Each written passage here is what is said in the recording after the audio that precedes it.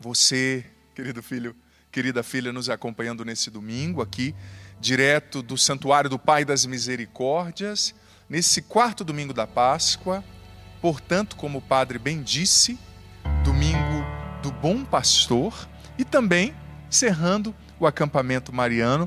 E é claro, querido filho, querida filha, que dá para a gente fazer uma analogia muito rica, uma congruência aí desses fatores todos que a liturgia nos apresenta, de maneira muito profunda, porque, veja bem, nós estamos celebrando o domingo do Bom Pastor, e Jesus, nesse evangelho que é único em toda a Escritura, ele nos apresenta de maneira muito clara quem é o bom pastor e o que significa ter um bom pastor, ser cuidado por um pastor.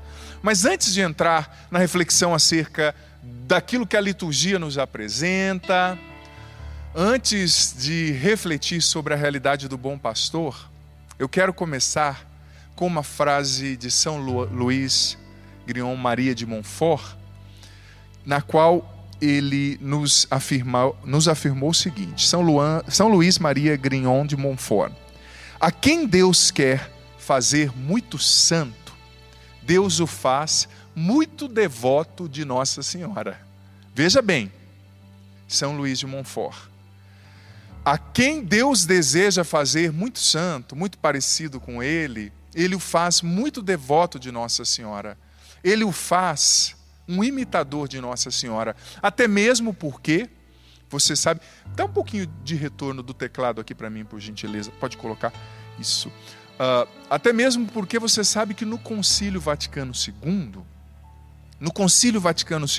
não existiu um documento específico sobre Nossa Senhora, mas os padres conciliares, o Concílio Vaticano II foi proclamado por João XXIII, concluído por Paulo VI, um concílio muito importante, mas não é que eles deixaram de lado Nossa Senhora.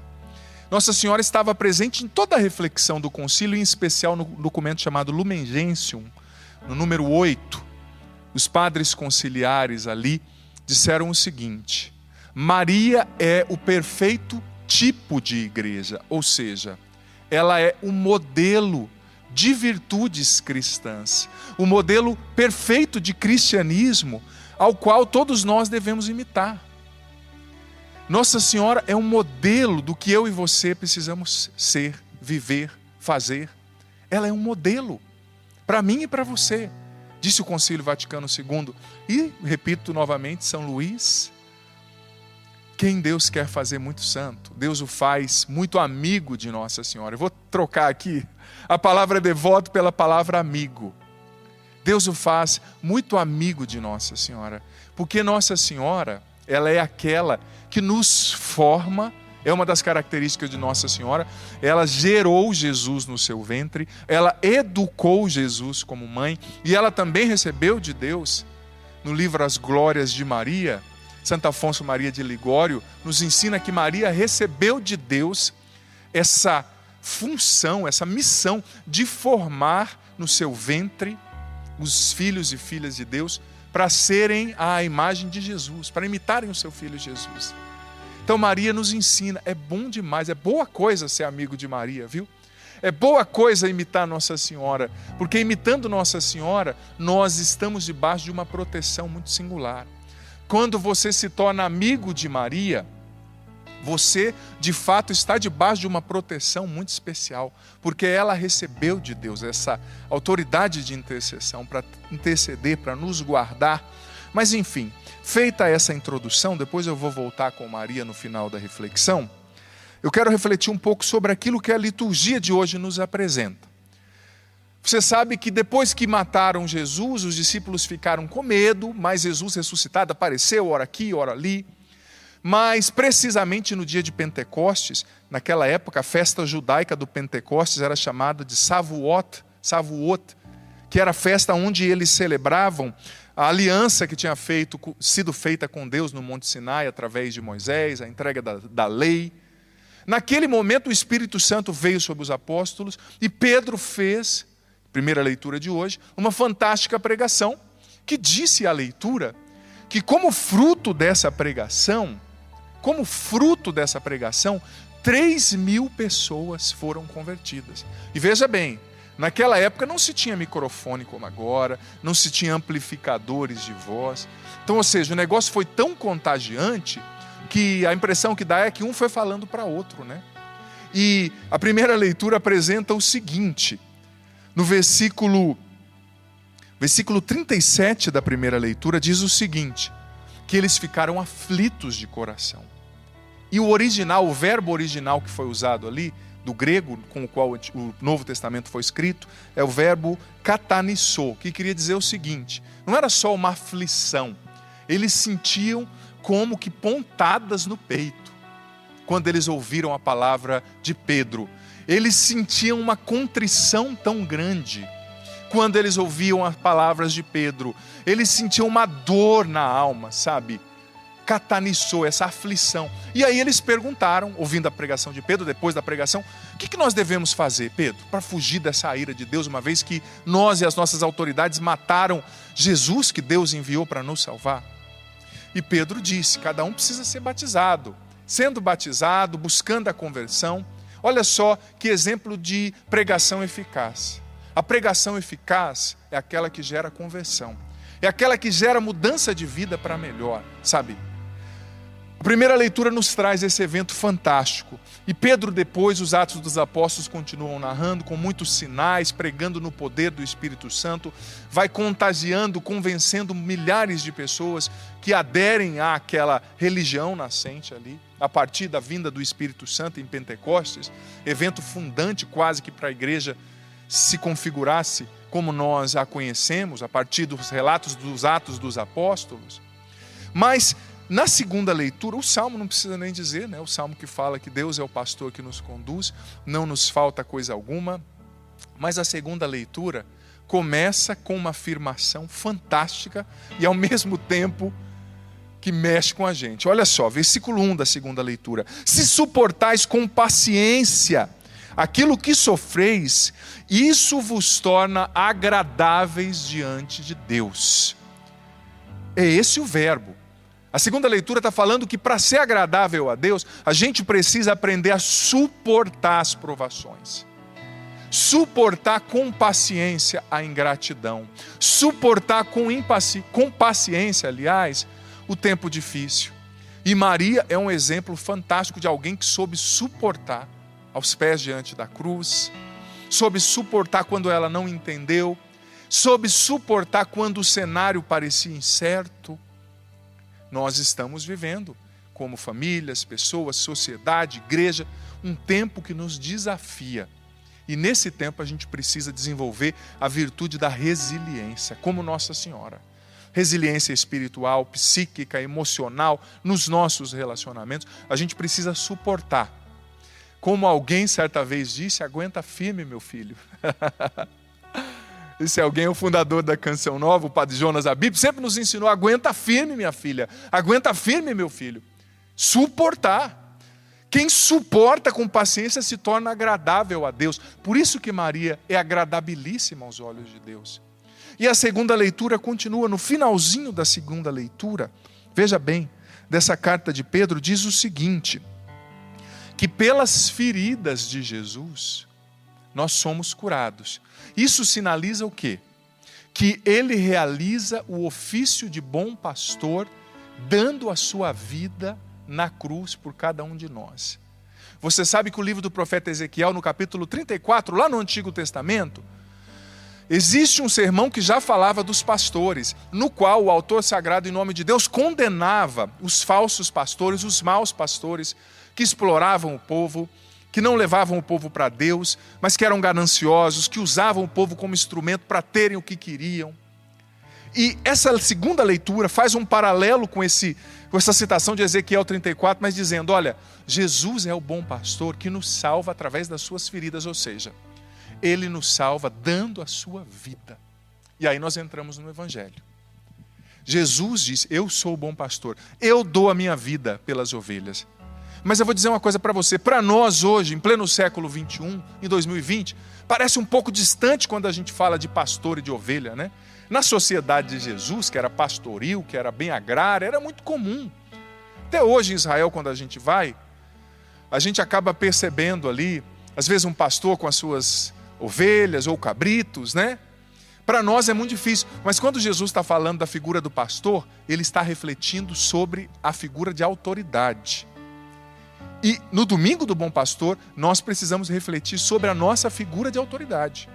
Todos nós, de alguma forma, alguns mais, outros menos, exercemos alguma forma de autoridade. Você pai, você mãe, eu padre, você profissional, você político, você professor, você que coordena um grupo, que faz uma atividade, que exerce ali, na qual você exerce a autoridade.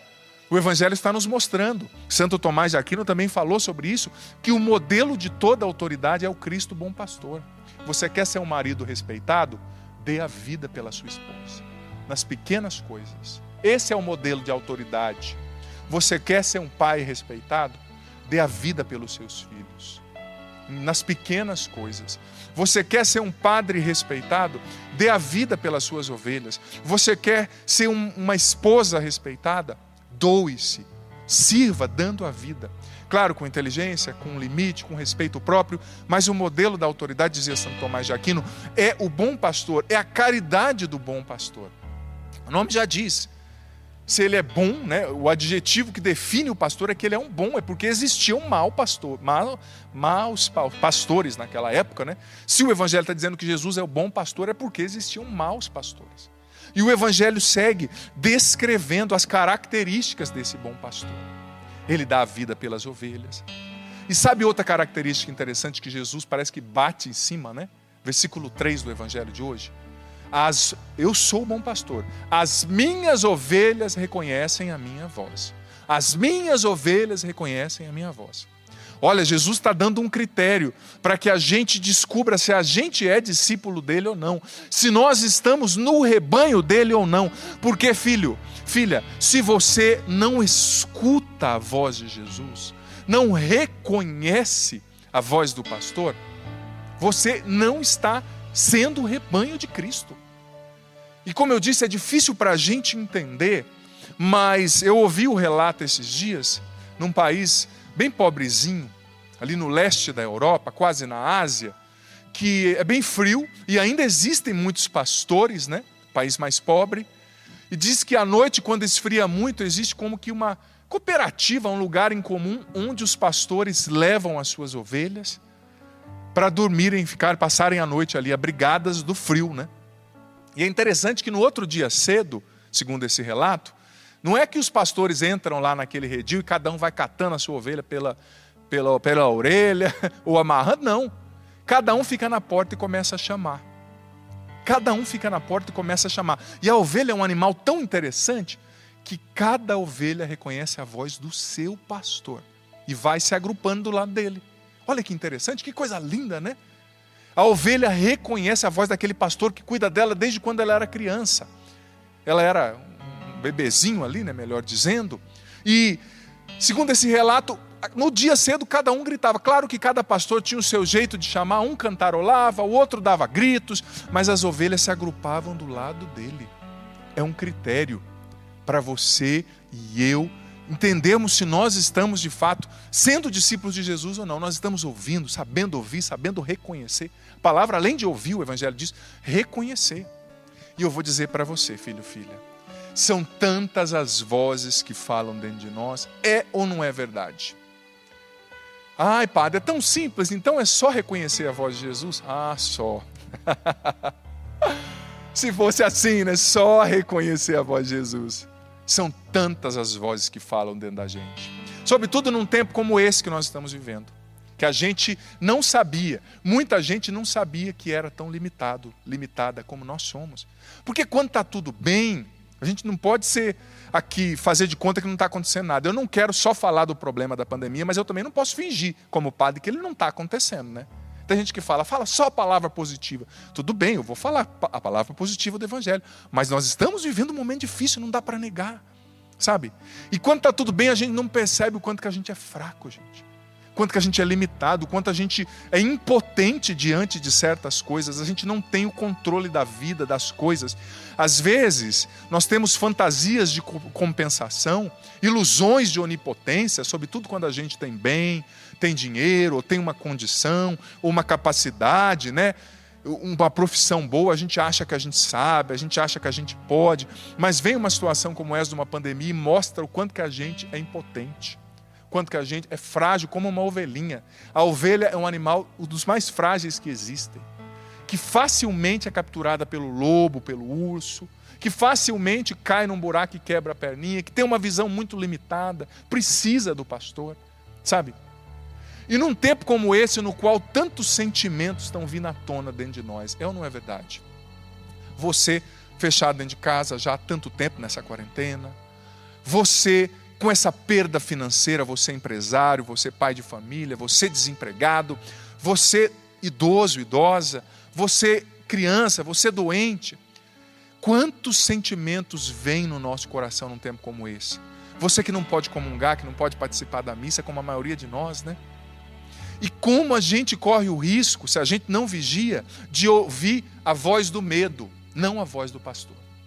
Como a gente corre o risco, se a gente não vigia, de ouvir a voz da ansiedade falando na nossa mente, no nosso coração, e não ouvir a voz do pastor. Como a gente corre o risco de ouvir a voz do desânimo. Quanta gente desanimada, que se entregou à preguiça, como eu dizia ontem na missa, à assídia, que é aquele pecado espiritual, a preguiça do bem, a preguiça de Deus, a preguiça de rezar, de buscar a Deus. Quanta gente ouvindo a voz do desânimo, padre, nada dá certo mesmo, a vida é assim. Quanta gente ouvindo a voz do medo, ansiosa, preocupada, agitada. Jesus está dizendo, você precisa ouvir a minha voz, eu sou o bom pastor. Você que está dominado pelo medo, pela ansiedade, escute a voz do pastor, porque você só vai ter a proteção do pastor se você reconhecer a voz do pastor, se você obedecer, filho, filha, a voz do pastor. Se a gente não reconhece, se a gente não obedece, a gente não tem a proteção do pastor. E é difícil, porque muitas vozes mesmo nesse tempo, e em muitas circunstâncias, elas, explodem dentro da gente. Mais uma vez eu digo, é a voz do medo, é a voz da culpa, é a voz da inferioridade, é a voz do sentimento de incapacidade. Quanta gente se sentindo inútil dentro de casa, quanta gente se sentindo incapaz, quanta gente desejando a morte, infelizmente. É um disparate isso, porque Deus te criou para a vida e para uma vida em abundância. O versículo 10 do Evangelho hoje disse. Mas existe a tentação, o ladrão, o diabo, as suas feridas, as coisas do assaltante, do ladrão desse mundo, que é o inimigo, que querem roubar, matar e destruir. Existem muitas vozes dentro de nós. Por isso que Santo Inácio de Loyola ensinava que a gente precisa fazer o discernimento dos espíritos. E o que é o discernimento dos espíritos, filho, filha? Nada mais é do que a partir de uma atenta observação, perceber quais são as vozes que estão me dominando. Nossa Senhora é mestra, é mãe, e ela pode sentar agora aí do seu lado, você nessa cadeira, você nesse sofá, nessa cama, e ajudar você a separar o joio do trigo dentro de você, a separar o certo do errado, a separar a voz do pastor da voz do assaltante. Porque eu digo para você, se você e eu não ouvimos a voz do pastor, filho, nós vamos ficar doidos. Porque são tantas más notícias, e não só más notícias, são coisas reais, são problemas, são coisas que a gente está vendo, são situações difíceis, a gente se sente impotente, a gente se sente frágil.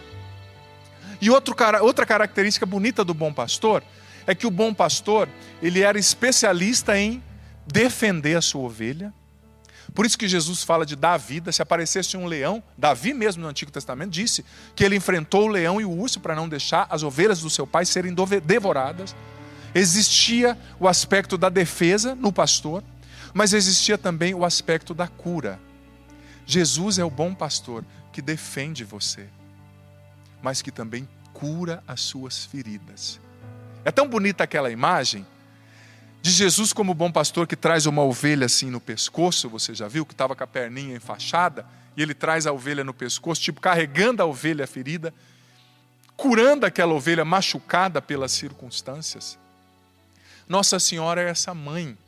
Eu vou usar essa analogia que para o tempo de hoje vai servir bem, né? É a divina enfermeira que pega você machucado e leva você diante do filho dela, na UTI, na qual o próprio Jesus é o cirurgião, né?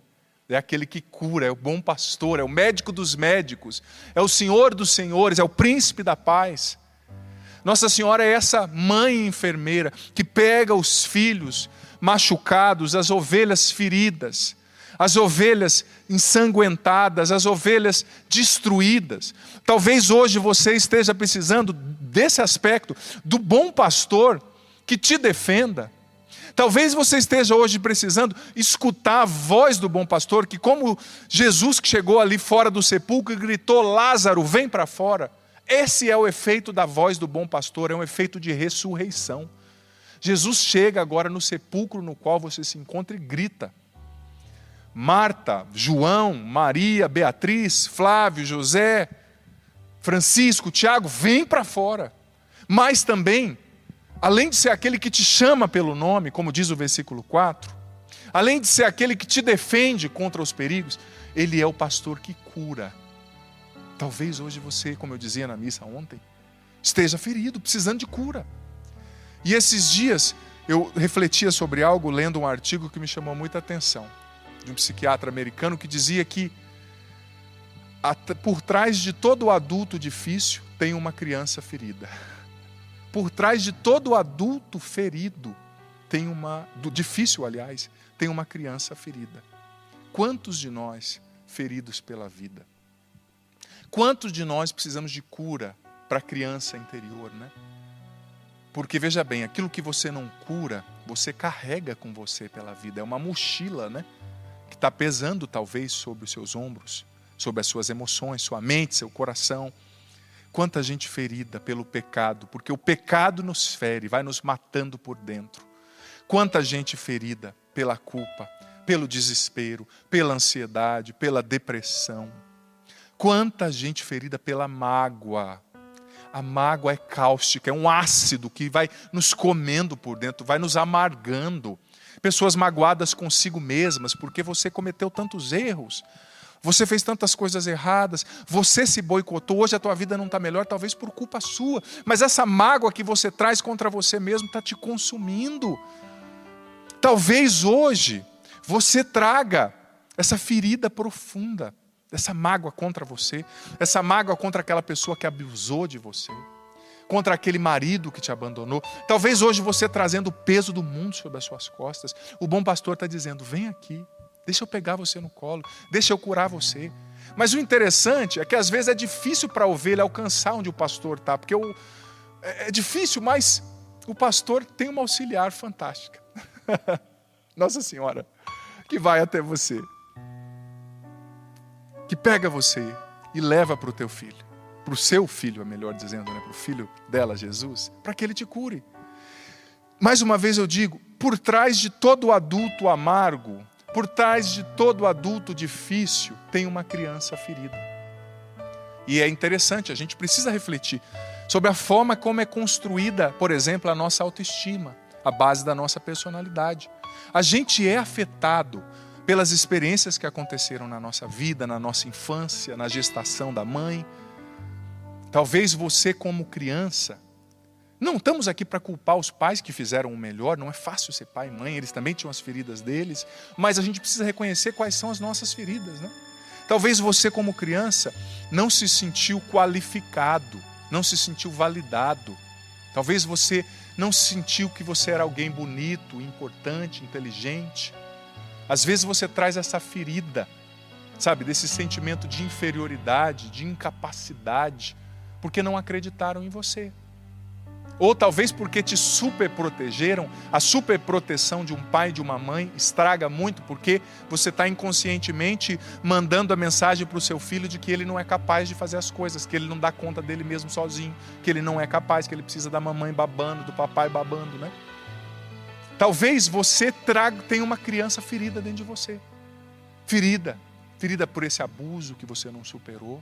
ferida porque você não foi acreditada, ferida porque você não se sentiu valoroso, você não se sentiu qualificado.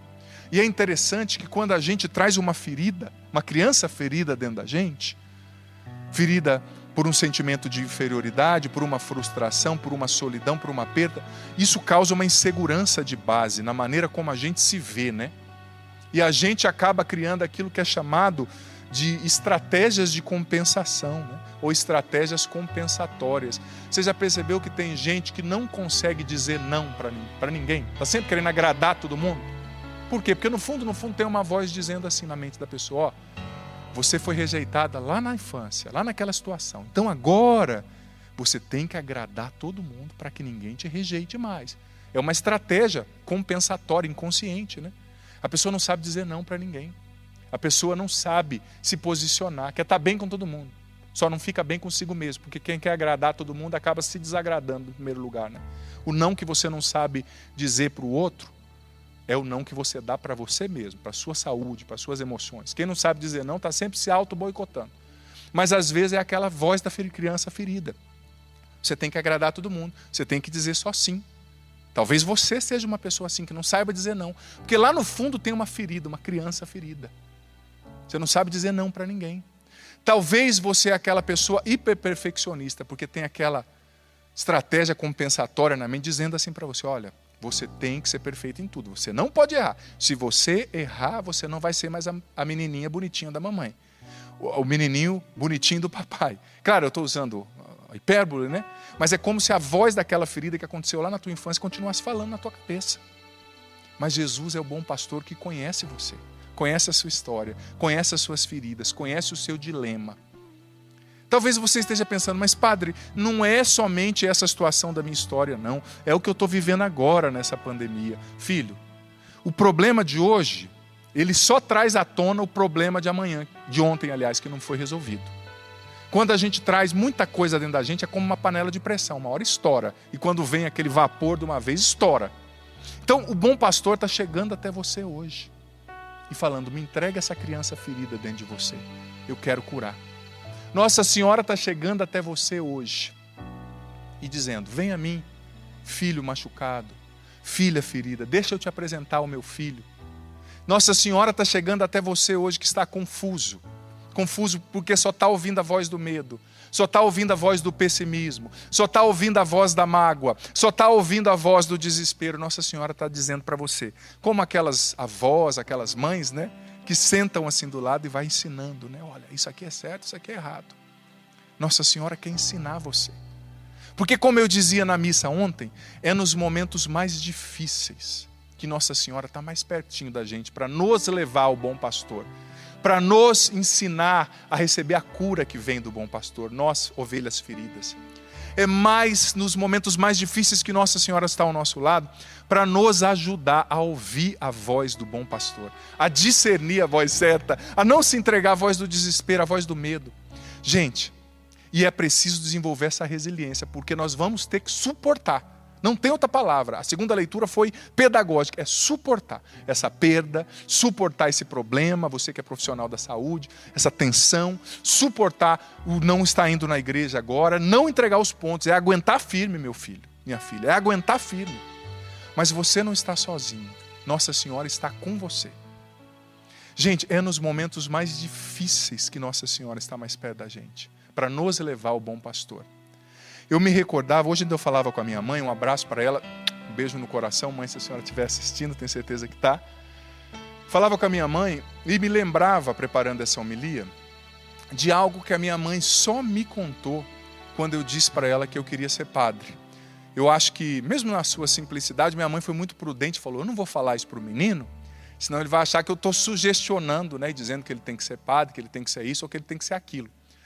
Mas quando eu tinha aproximadamente 19 anos, depois de ter vivido uma adolescência muito conturbada, eu discerni 19 para 20 anos que eu queria ir para o seminário, depois de fazer uma experiência com Jesus muito forte, através da oração da minha mãe, que me ajudou muito, das pessoas que foram muito importantes na minha vida, na minha conversão, na minha caminhada. Eu tive um namoro e terminei esse namoro sentindo que Deus me chamava para o sacerdócio e fui falar para minha mãe. Então a minha mãe me contou uma história, para ilustrar nessa história, que quando a gente sofre é quando Maria está mais perto da gente. Sobretudo você que é mãe. Não quero puxar a sardinha não, mas já estou puxando. Você que é mãe, você goza de um favor especial de Nossa Senhora. Saiba disso. Ela está pertinho de você. Sobretudo, mãezinha, quando você não sabe o que fazer com seu filho. Sobretudo, mãezinha, quando você se sente perdida. Quando você está sofrendo a depressão pós-parto. Quando você está tentando engravidar e não consegue. Maria está aí do seu lado, sentada do seu lado desse sofá aí, nessa cadeira. Abraçando você agora. E a minha mãe me dizia, eu não sabia da história, que quando minha mãe e meu pai se casaram, eles se casaram em 75. Nós somos do Paraná, a família inteira do Paraná. Mas o meu pai e minha mãe, recém-casados, decidiram mudar para São Paulo, uma cidade grande, né, naquela época. Dava muito, até hoje, né, as cidades grandes oferecem muito mais possibilidade de emprego, de tanta coisa. E eles se mudaram. Meu pai é caminhoneiro, graças a Deus, um homem muito trabalhador, toda a família. E ele conseguiu um emprego, só que como caminhoneiro ele viajava muito. E começaram a vida, ambos ali em São Paulo, né? Moravam na Zona Sul. Cidade grande, a minha mãe e meu pai criados no interior do Paraná, até em lugar meio assim de colônia, né? Não acostumados com aquela loucura da cidade grande. A minha mãe particularmente não gostava. E a minha mãe teve a minha primeira irmã, que é a Cássia, que é 6 anos mais velha que eu. Teve a minha segunda irmã, que é 2 anos mais velha que eu, e ela ficou grávida de mim, só que a gente não tinha muito parente próximo ali, né? Tinha um tio, mas que trabalhava muito também, viajando, né? Família todos de caminhoneiros. E a minha mãe me contou, nessa época, quando eu disse para ela que eu ia para o seminário, que quando ela estava com 5 meses de gravidez, me esperando, ela descobriu que a minha irmã mais velha estava com câncer. Um câncer fortíssimo no rim. Um tumor que, segundo os médicos, já tinha tomado o rim, tomado parte do tórax e estava começando a tomar o estômago. Minha irmã tinha 5 anos, você imagina. E a minha mãe sozinha em São Paulo, aquela cidade enorme. E a São Paulo eu nasci em 82, né? A São Paulo de 81 para 82, não é a São Paulo de agora, né? De 2020. Então, uma cidade grande, com muitos desafios. Eu gosto demais de São Paulo, mas eu preciso reconhecer, não é? E os dois simples, começando a vida, não eram pessoas abastadas. Então minha mãe descobriu, grávida, imagina você que é mãe, né? A Sônia aqui que é mãe, com uma criança de 5 meses na barriga, que não sabia ainda se era homem, se era mulher, se estava saudável ou não, descobre que a outra filha está em câncer, e está com câncer, e recebeu essa notícia assim, está com câncer, já está espalhando, e tem um tumor maior que uma laranja. E naquela época, o tratamento, você sabe que é evolutivo, né? Vai melhorando, mas era muito agressivo, gente. A radioterapia, a quimioterapia, era quase expor a pessoa a uma radiação sem precedente. Você imagina isso há 38 anos atrás, né? Como não era. 37, melhor dizendo.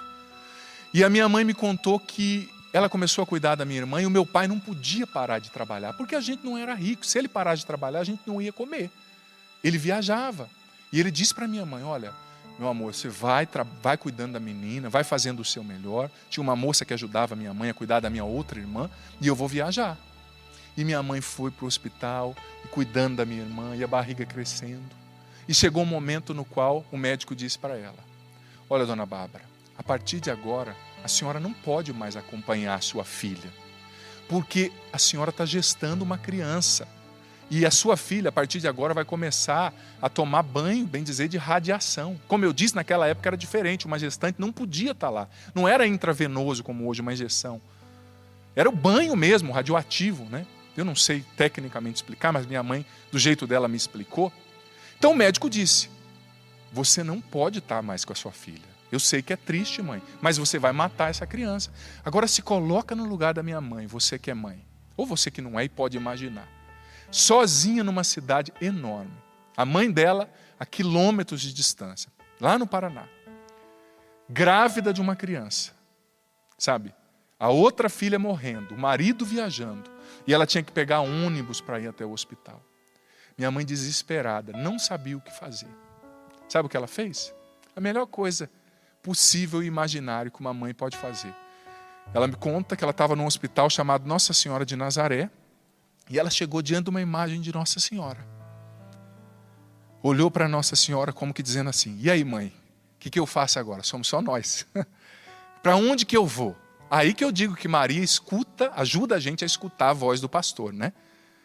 Parou diante da imagem de Nossa Senhora, rezou um pouquinho, olhou para a imagem de Nossa Senhora, e parece que na imagem, pelo que eu entendi que a minha mãe me disse, né? Nossa Senhora estava grávida ainda, imagina. Minha mãe olhou para aquela imagem, colocou a mão na barriga e disse o seguinte: Virgem Maria, a partir de agora, essa criança que está no meu ventre, eu não sei se é homem, eu não sei se é mulher, não sei se está vivo, se está morto. A partir de agora, ela colocou a mão na barriga e disse: essa criança é tua. Eu consagro a você. Eu não vou mais cuidar porque eu não posso, eu não consigo. Eu não vou abandonar minha filha para morrer sozinha. Eu não vou, eu não posso. A senhora é mãe, a senhora sabe o que eu estou dizendo, a senhora viu seu filho morrer, a senhora está comigo. Claro que a minha mãe não falou com todas essas palavras, na sua simplicidade, né?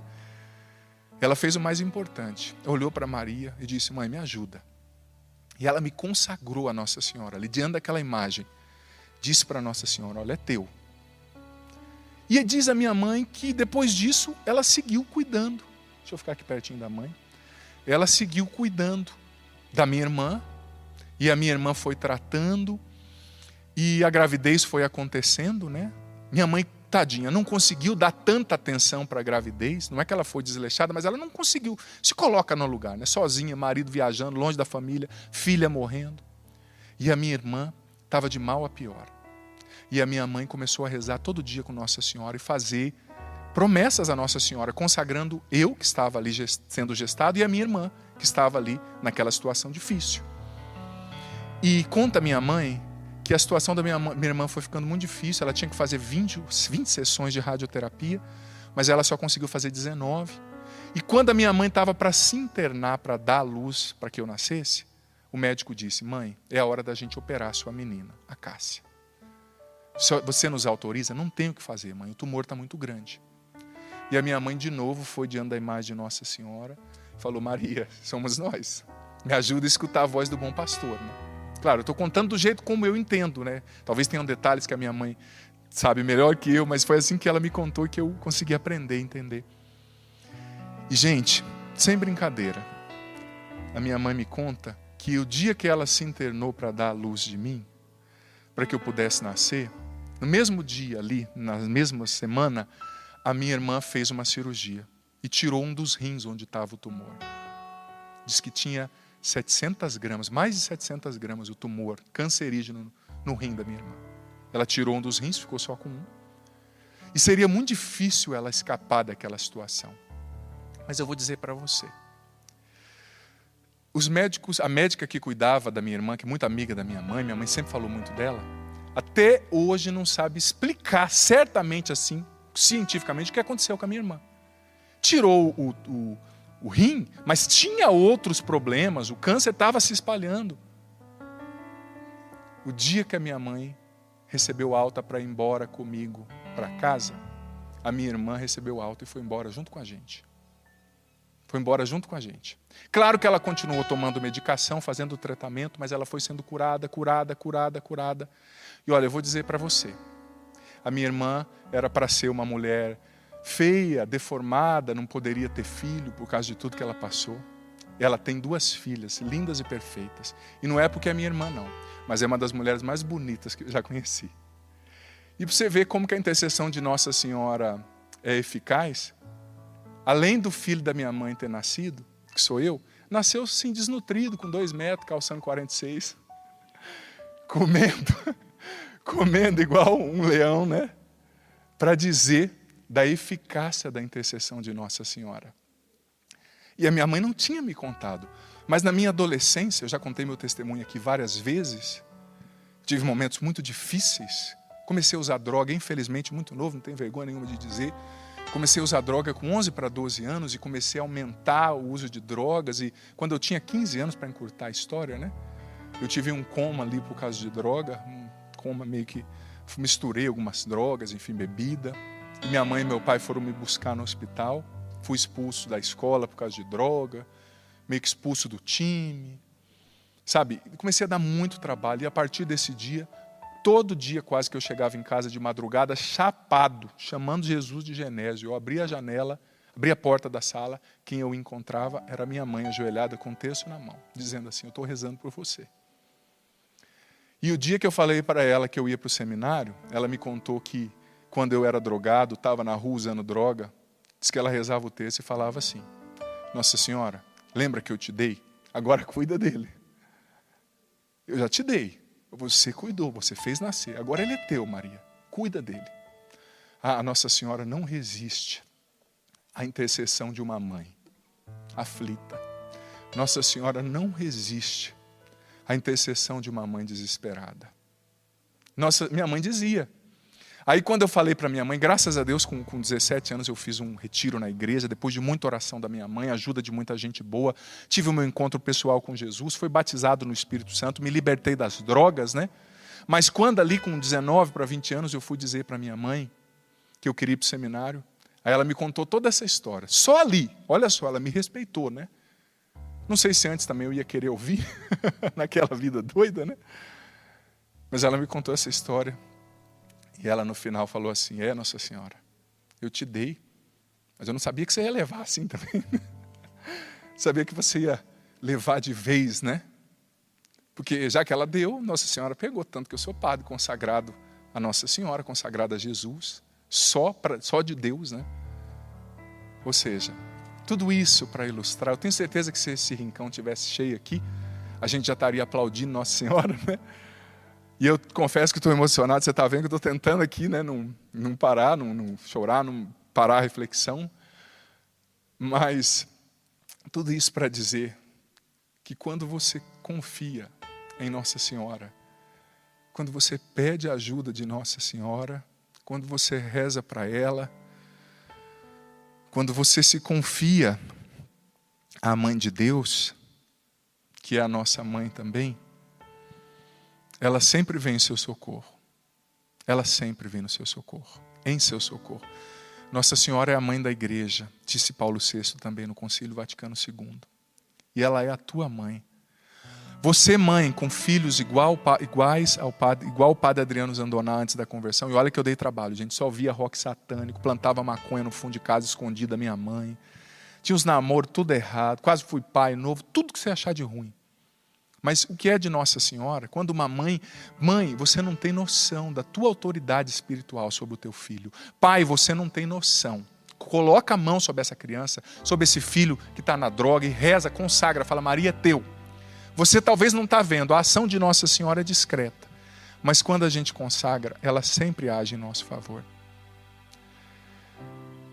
Você mãe, você pai, você doente, você lutando contra o vício da droga, você desempregado, você não está sozinho.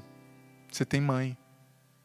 A mãe que vai te levar a Jesus, bom pastor, para curar suas feridas. As feridas da tua alma, a criança ferida dentro de você. A mãe que vai levar... Querido filho, querida filha, seja muito bem-vindo a esse momento de oração. Essa é a oração para alcançar uma graça muito difícil, por algo impossível. Vamos rezar juntos? Se você é novo, nova nesse canal, convido você a já se inscrever aqui no canal do Padre Adriano Zandoná e a ativar o sininho das notificações para você ser informado, informada todas as vezes que entrar um conteúdo novo por aqui.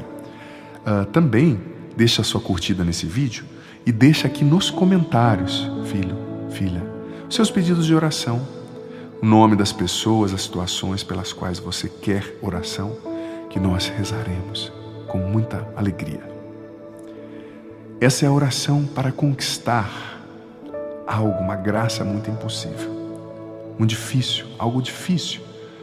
Eu já deixo bem claro que as coisas acontecem, claro, se elas estão dentro do projeto de Deus. Nós não forçamos Deus, nem obrigamos Ele a fazer o que nós queremos, né? Nós rezamos para que Deus faça aquilo que a gente deseja, mas a vontade dele somente que acontece.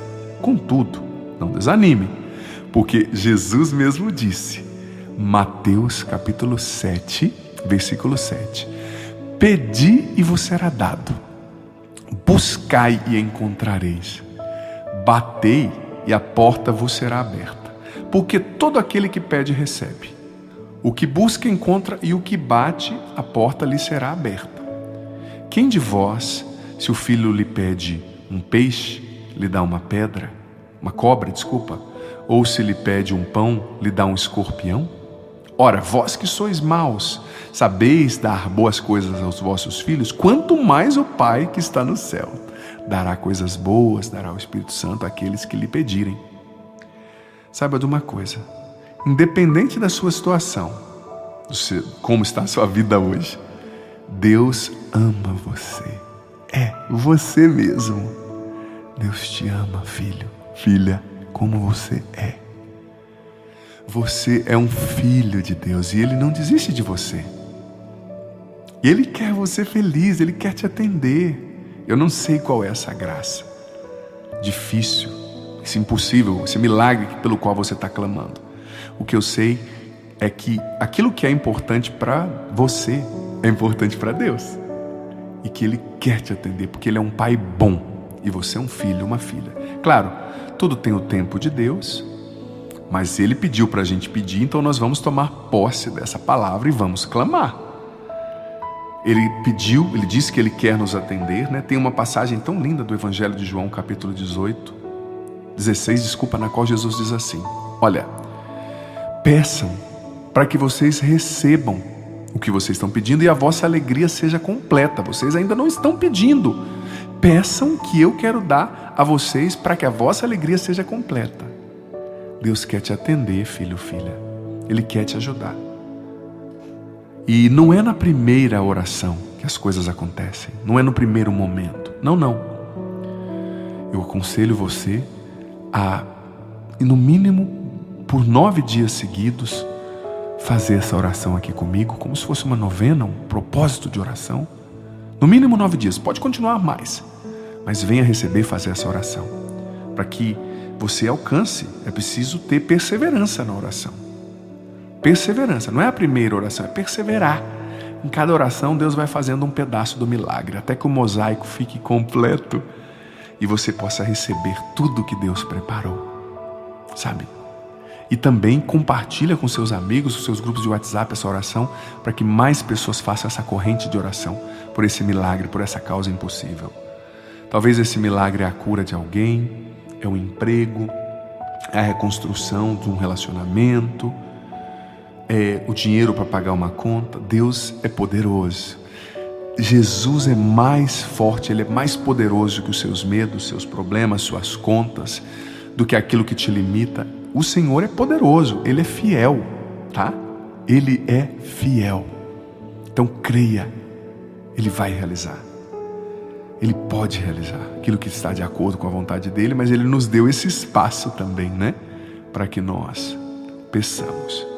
O Padre vai começar lendo esse versículo que verdadeiramente vai suscitar a fé no nosso coração.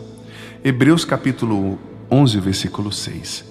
Sem a fé é impossível agradar a Deus, pois quem dele se aproxima precisa crer que Ele existe e que recompensa aqueles que o buscam.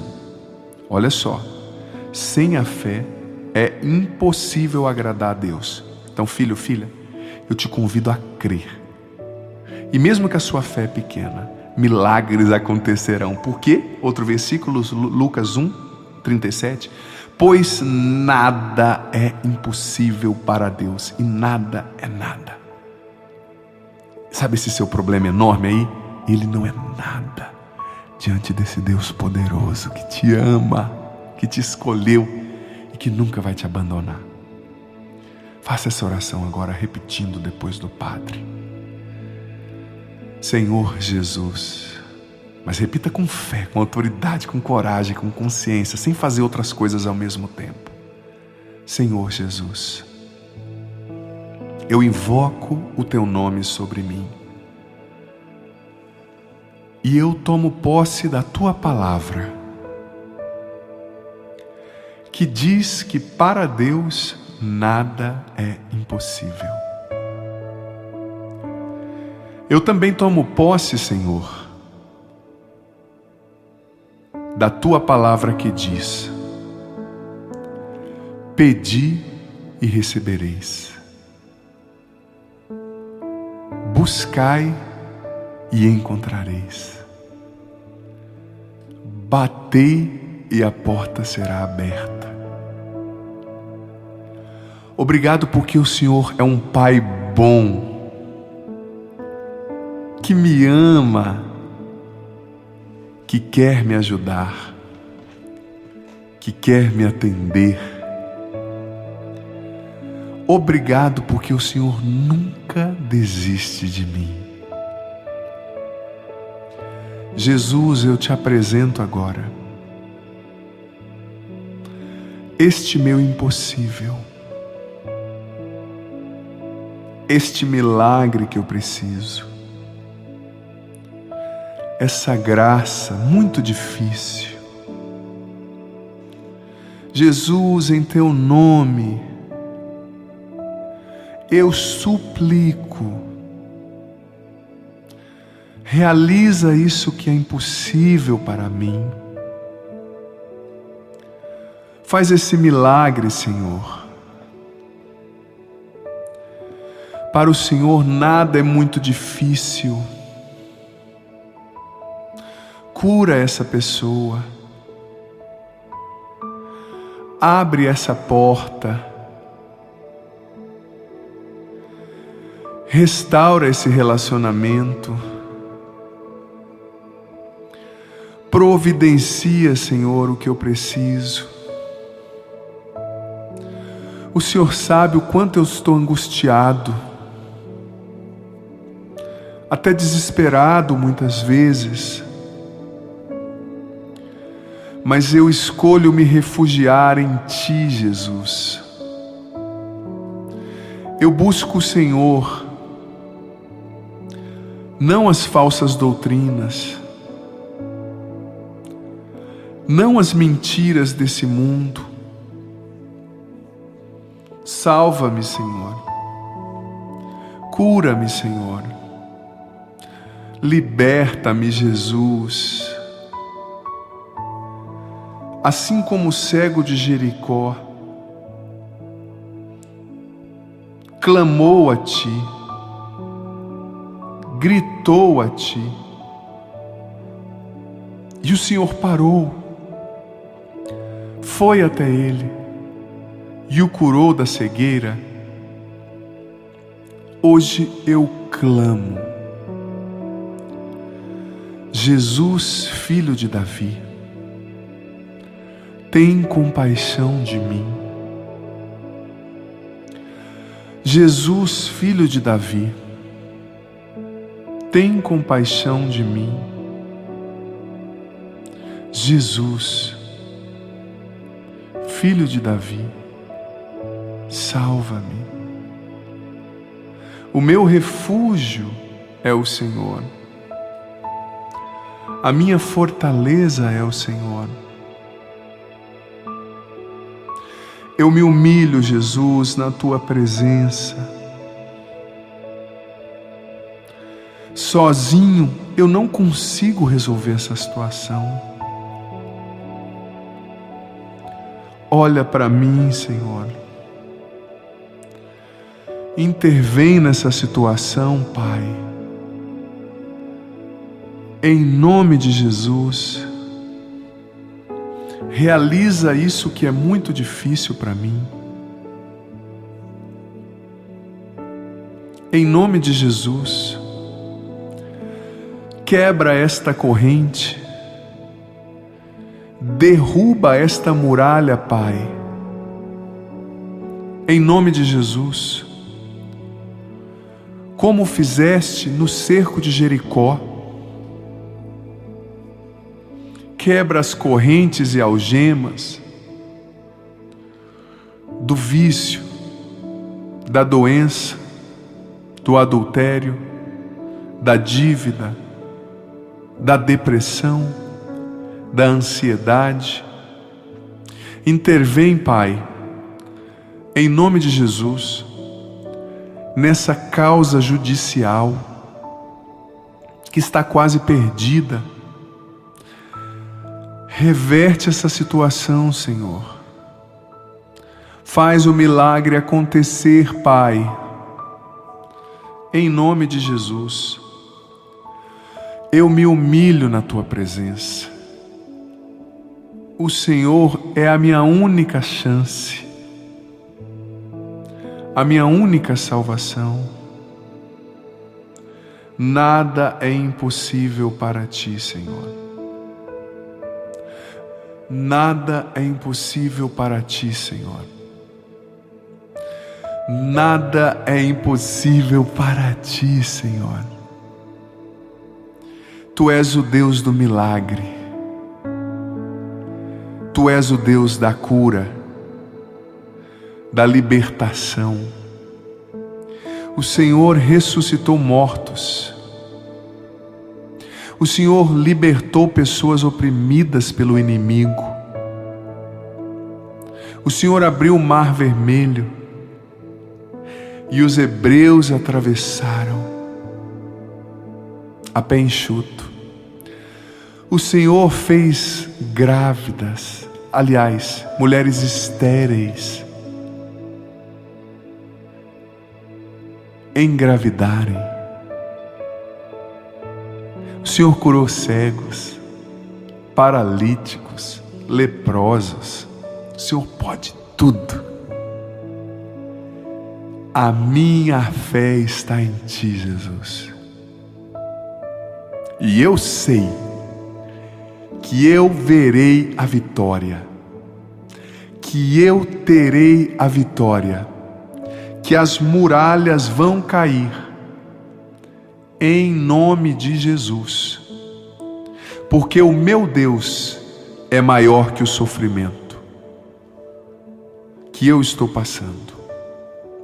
O meu Deus é maior que a enfermidade, que a doença. O meu Deus é maior do que a dívida, do que o desemprego. O meu Deus é maior que a depressão, que a tendência suicida. O meu Deus é maior do que essa perda que eu tive. O meu Deus é maior do que os meus problemas e impossíveis. E eu sou um vencedor em nome de Jesus. E eu terei a vitória em nome de Jesus. E se diante de mim não se abrir o mar, Deus vai me fazer andar por sobre as águas, porque o meu Deus é um Deus de vitórias. Obrigado, Senhor Jesus, porque o Senhor já está agindo nessa situação difícil pela qual eu estou orando. O Senhor já está fazendo a tua obra e eu confio em ti e sei que o Senhor fará o que é melhor para mim e para os meus, e que a minha oração nunca é em vão. Se não acontecer do jeito que eu quero, na hora que eu quero, o Senhor vai usar essa oração em outra área que eu preciso até mais, e vai fazer um milagre ainda maior, que eu sequer podia pedir ou pensar. Obrigado porque o Senhor tem o melhor para mim. E o teu melhor na minha vida vai chegar. E eu verei a vitória em nome de Jesus. A minha família verá a vitória em nome de Jesus. O Senhor vai realizar o que é impossível para mim. Eu creio, eu tenho fé. O Senhor está na barca da minha vida. E ela não vai afundar em nome de Jesus. O Senhor vai tirar um bem maior desta enfermidade, deste problema, desta situação. Nenhum problema é difícil demais para o Senhor. O Senhor já está abrindo o mar. O milagre está a caminho, em nome de Jesus. Eu creio e professo que eu sou de Jesus, que Ele é o meu Senhor, que os anjos dele combatem ao meu favor, e que eu vencerei em Cristo, com Cristo e para a glória de Deus. Vem Espírito Santo, vem com poder, encha-me, batiza-me, dá-me a tua sabedoria, dá-me a tua unção, fortalece e renova a minha fé e a minha confiança em Deus. Quero ser sempre conduzido por Ti, Espírito Santo. Eu me consagro a Ti e verei a vitória, em nome de Jesus. O Senhor esteja convosco, Ele está no meio de nós. Que desça sobre você, filho, filha, sobre essa situação, esse impossível. Creia, o milagre está a caminho, Deus está fazendo. Que desça e permaneça para sempre sobre vós e sobre a água que vós apresentais, para que se torne água bênção sacramental, a bênção do Deus Todo-Poderoso, Pai, Filho e Espírito Santo. Amém. Filho, filha, como o Padre disse, no mínimo por 9 dias seguidos, venha fazer essa oração. É um propósito, uma corrente de oração. Diante de Deus tem muita força, uma novena, tá? E compartilhe agora o link desse vídeo nos seus grupos de WhatsApp, de Telegram, para que mais pessoas recebam essa oração e rezem nessa mesma intenção. Manda para elas, por exemplo, se é um filho doente, olha, reza essa oração durante 9 dias pela cura do Michael, do Mateus, do Felipe, enfim, do seu filho. Apresenta a intenção e pede para mais pessoas se unirem em oração, no mínimo 9 dias, tá bom? E se você é novo, nova aqui no canal, por gentileza, inscreva-se agora no canal, tá? Dá essa força para a evangelização aqui. Ativa o sininho das notificações para você ser informado, informada todas as vezes que entrar um conteúdo novo por aqui, e deixa já o seu joia, seu like, sua curtida nesse vídeo. Assim o YouTube entende que esse é um conteúdo relevante e vai levar essa bênção, essa oração a mais pessoas, vai mostrar isso a mais pessoas. E deixa aqui nos comentários, filho, filha, o seu pedido de oração, o nome das pessoas, a situação impossível. Escreve aqui que eu vou rezar todos os dias por essa intenção.